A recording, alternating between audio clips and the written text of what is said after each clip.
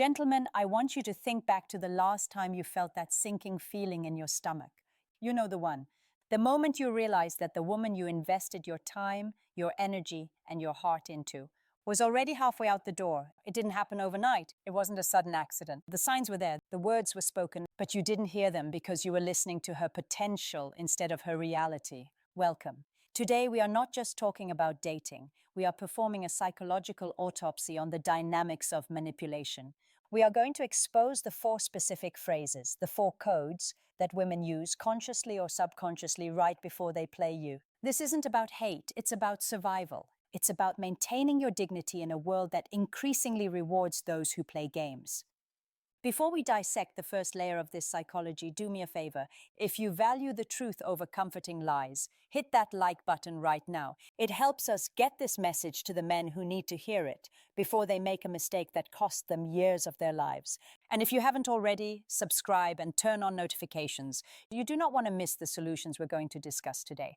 Now listen closely. When a woman is preparing to play you, meaning she is using you for attention, resources, or validation while she waits for a better option, her communication changes. She stops communicating to connect and starts communicating to manage. She is managing your expectations. She is managing your distance. She's keeping you close enough to be useful, but far enough away to never truly be hers. Most men think being played looks like malice. They think she's going to be mean. No, that is the amateur view. When you are being played by a master, it feels like confusion. It feels like bad timing. It feels like it's almost right, but not quite. The first major psychological concept you need to understand here is plausible deniability. Every phrase we discuss today is designed to give her an exit strategy. If you call her out, she can say, "But I told you." She's setting up the legal defense for the crime she hasn't committed yet.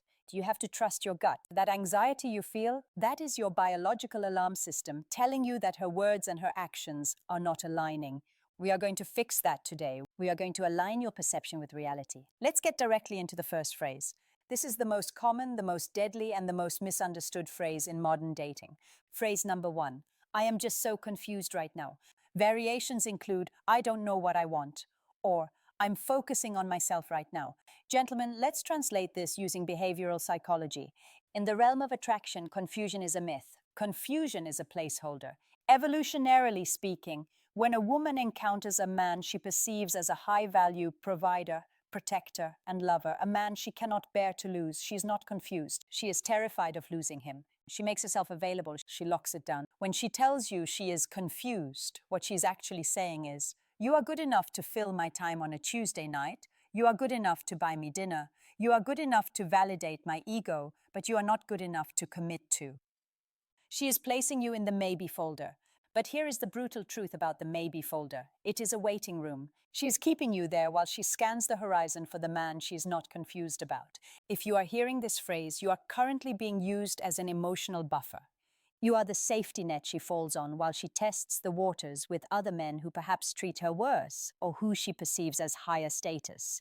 This connects to the concept of hypergamy. She's looking up. If she is confused about you, she doesn't respect you. And without respect, there is no loyalty. Now, pause for a second. Go to the comments section and type, I will not be an option. Let that be your mantra. Type it out. I will not be an option. So exactly what do you do when she says, I'm confused? Most men make the fatal error here. They try to clarify things. They try to convince her. They write long paragraphs explaining their feelings. They try to nice guy their way into her clarity. This is the exact opposite of what you must do. When you try to convince a confused woman, you validate her belief that she is the prize and you are the fan. The only strategic response to I'm confused is total withdrawal. You must mirror her investment. If she pulls back, you step back twice as far. You do not ask why. You do not beg. You say, I understand. Take all the time you need. And then, and this is the hard part, you vanish. You remove your attention. Why? Because scarcity creates value. As long as your attention is free, it is worthless. When she realizes her safety net is gone, 2 things will happen. Either she will panic and chase you, which gives you the leverage, or she will let you go. Both outcomes are victories because you stop wasting time. We are just getting started. The next phrase is even more deceptive because it sounds like a compliment. It sounds like she loves you, but it is actually the kiss of death. We are deep in the trenches now. If you're finding value in this breakdown, make sure you've hit that like button. It tells the algorithm that men are waking up. Let's move to phrase number 2. This one is insidious because it weaponizes your own virtue against you. The phrase is, "You are too good for me," or the variation, "I don't deserve you." When a man hears this, his ego swells. He thinks, wow, she really admires me. She sees my value. He thinks she's being humble. He thinks she has low self-esteem and needs him to save her. Wrong. In the dark psychology of dating, this is known as the preemptive breakup. It is a guilt-absolving mechanism. She knows deep down that she is going to hurt you. She knows she is currently doing things or thinking about doing things that would devastate you. Maybe she's talking to an ex. Maybe she knows she's going to get bored and leave. By telling you you're too good for me, she is warning you. She is telling you, I am not going to meet your standards. If you continue to pursue her after she says this, you have signed a contract that says, I accept that you will disappoint me. When she eventually cheats, leaves, or disrespects you, she can subconsciously tell herself, well, I told him he was too good for me. I told him I was a mess. It's his fault for staying. Do not fall for the savior complex. You cannot love a woman into being loyal. You cannot fix her perception of herself.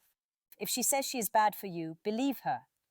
Now, closely related to this is phrase number 3. This is the phrase used to keep you in the gray zone indefinitely. Phrase number 3, I don't like labels. Let's just see where this goes. Why do we need to define it? If you have been seeing a woman for months, sleeping together, acting like a couple, and she drops this line, you are being played, period. Women are territorial creatures by nature. When a woman is truly in love, she wants the label. She wants to mark her territory so other women know you are taken. She wants the security of the title. No labels translates to no accountability. She wants the boyfriend benefits, the dinners, the emotional support, the intimacy, without the boyfriend obligations. She wants to be single when it's convenient for her. If you accept no labels, you are telling her that you have zero boundaries. You are telling her that access to you is cheap. If you are dealing with a no labels situation right now, you need to understand the concept of opportunity cost. Every day you spend with a woman who won't claim you is a day you are not meeting the woman who would kill to be with you. Don't forget to subscribe if you want to master this mindset. We are building a community of high-value men here.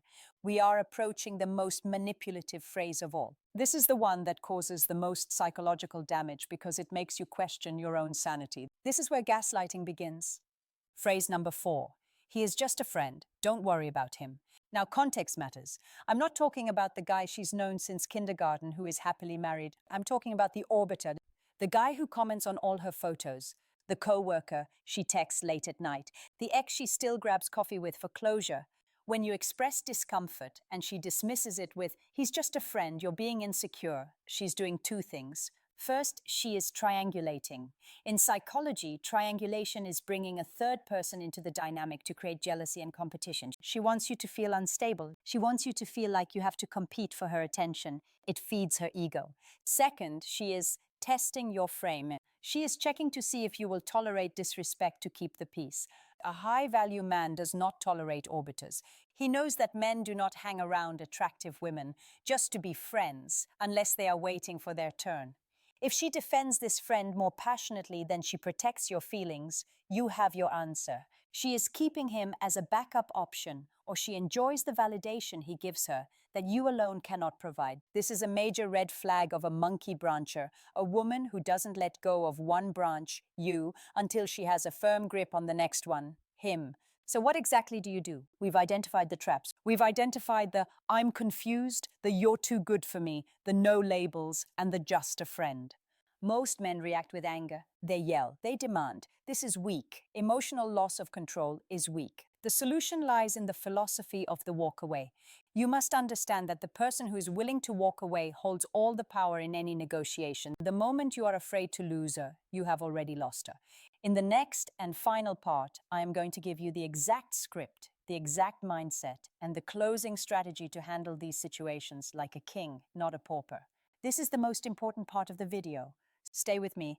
We have arrived at the solution. The strategy, you've heard the phrases, you've seen the signs. Now, how do you respond? You do not respond with bitterness. You do not respond with a long text message pouring your heart out. You respond with what the Stoics call apatheia, imperturbability, indifference. When she says, I'm confused, you don't say, but I love you. You say, I want someone who is 100% sure about me. Give me a call when you figure it out. And then you walk away. When she says, "You're too good for me," you don't say, "No, you're perfect." You say, "You might be right. I have high standards." And you pull back your attention. When she says, "He's just a friend," you don't get jealous. You observe. If she crosses a boundary, you don't fight. You demote her. You stop treating her like a girlfriend and start treating her like an acquaintance. You remove your resources. The key to all of this is outcome independence.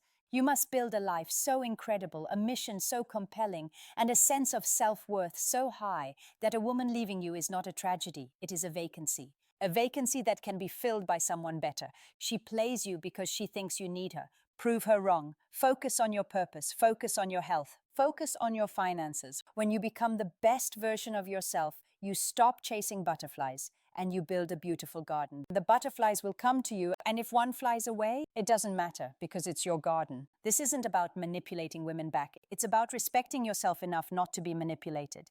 It is about understanding that your dignity is non-negotiable. Listen to me, you are the prize, but only if you act like it. I want you to take one action today. Identify one relationship or situation where you are compromising your self-respect and take one step back. Just one. Reclaim your energy. If this video opened your eyes, destroy that like button. Share this with a brother who is currently confused because you might just save his life. Comment below with your story. We read them and we learn from each other. Thank you for watching. Stay sharp, stay strong, and never ever let them play you. I'll see you in the next one.